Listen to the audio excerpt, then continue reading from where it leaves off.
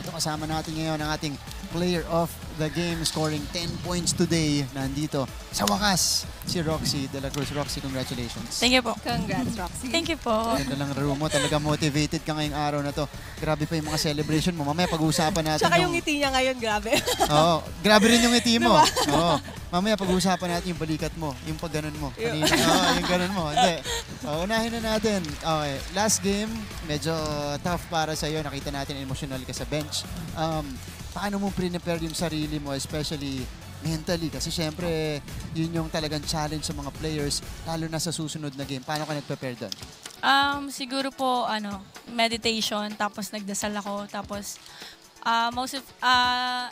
parang finocus ko muna sa sarili ko yung mga nangyayari. Tapos tinulungan din ako ni Coach Ayin kung paano ako makaka-recover sa next games po. Kasi sinabi niya rin po sa akin na kailangan niya po ako for the next game. So, alam niya na sa sarili ko lang po yung makakatulong sa akin. Kaya sana matulungan ko daw po yung sarili ko. Kita mo yung mga atake mong ganyan, no?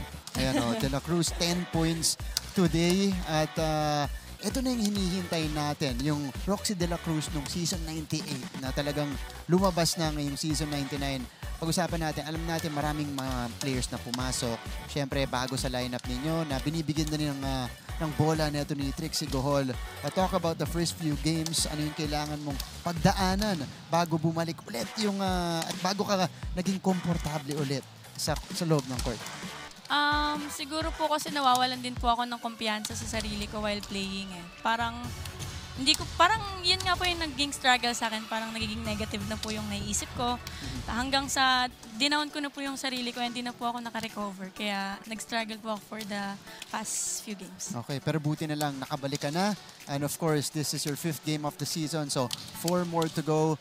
Again, before we decide things in the final 4 picture. Sige, Shola. Yes, tanong ko Ito lang na, sa ito na kanya. yung tanong. May one question lang ako. Kasi napansin ko talaga yung approach niya na iba. Kumbaga, saliwa yung approach niya. Tanong ko lang kung correct ba yun ni Coach Ayin sa'yo?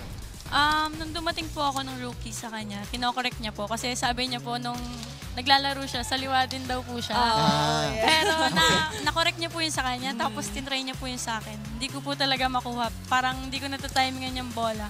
Hanggang sa hinayaan niya na lang po ako na ganun po Ganun yung approach mo. So, mas komportable ka talaga dun sa galaw na ganun? Opo, kasi nung nag-start po ako mag-volleyball, parang laro-laro lang. Walang nagturo sa akin ng proper. So walang nagturo ng proper form? Opo, opo. Okay now.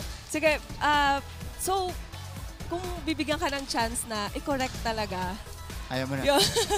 yung form mo. Kasi sabi din nila, matakaw daw kasi sa injury Yung saliwa. Wag na po siguro kasi mas mahirap para kung babalik sa umpisa pagka... Sa bagay.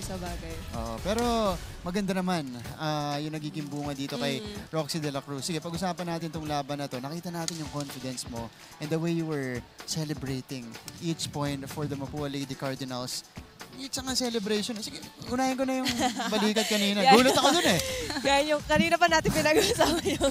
Ang lakas nung atake. Nagulat na kami sa atake. Mas nagulat kami doon sa celebration. Sabi ko, uy, grabe yun.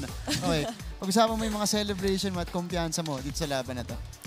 Siguro po kasi yung mga ganong celebration, sinasabi rin po ng teammates ko na tumataas din po yung kumpiyansa nila, yung confidence nila kapag nakikita po nila yung bawat isa sa amin na lumalaban. So, mostly kapag nakapalo po kami ng maganda, ganun po yung ginagawa namin, pati sa training po. Pati sa training? Opo. Talaga? Gaway-away po. Kayo? Actually, kanina habang naglalaro sila, may mag-ingay nga lang na isa. Kumbaga may tumakbo lang na isa, may humiyaw lang na isa. Automatic sumusunod talaga yung iba. Yeah. Pero ito, Roxy, ano masasabi mo sa team nyo ngayon? Kasi pakiramdam ko, lalong-lalo ngayon, feeling ko na-hit nyo lang yung peak nyo at the right time at nagkiklik kayo all together at the right time. Describe mo sa amin yung magiging laro ninyo kasi marami pa kayong malalakas na kakalabanin dito. Gaano ka-importante na lahat kayo sabay-sabay, kumbaga maganda yung laro para sa mga susunod yung laban?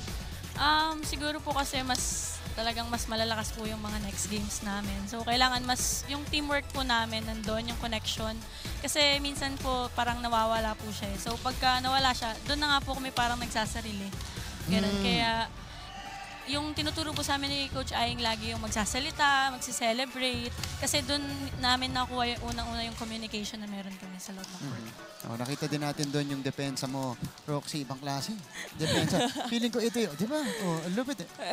Oh, feeling ko ito yung talagang nahasa mo in the past few games. Kumbaga, pagdating sa atake, sige, medyo na-check ka. Itong depensa mo yung talagang naging steady. Yes, mas pinaghandaan. Pinaghandaan. Sige, ano yung mga extra work na ginagawa mo when it comes to floor defense? O talagang natural na sa'yo yan? Magaling ka talaga? Hindi naman po. Pero hindi po ako masyado nag-extra work sa defense. Mostly sa receive po kami Sa kasi receive. nag-struggle din po kami sa receive.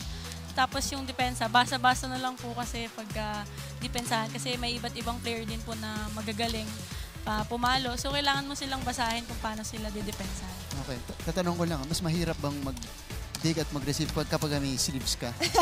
Malaking tulong to, Martin. Malaking tulong yan. So, Opo. pakiramdam ko kasi susunod, parang madulas Parang yun dumidikit sa balat pag walang Dumidikit. ano eh. Tsaka yung pawis din Opo. kasi, di ba? Minsan Dumudulas. dumudulas. Okay. Roxy, ito na. Pagkakataon mong batiin lahat ng nanonood sa'yo ngayon. Dami mong fans dito kanina. Kailangan yung isa-isa mo. Yung hiyawan, grabe. Diba? Roxy, pagkakataon mong batiin sila dito. Thank you po sa pumunta dito, mga nanood at sumuporta sa akin. Sa coach ko, kala Sir Judel, sa mga coaches ko sa Mapua, and yung mga sumusuporta po sa Mapua University. Maraming salamat po sa time ninyo and sa effort na ginagawa nyo po para mapanood po kami. Shoutout ko din po yung mama ko, yung daddy ko, and si Ate Jarnalyn Gepana. Thank you po sa pag-support. Roxy De La Cruz earning Player of the Game honors dito po sa laban ng Mapua kontra JRU. Roxy, congratulations. Thank you po. Okay, 10 points today for Roxy De La Cruz.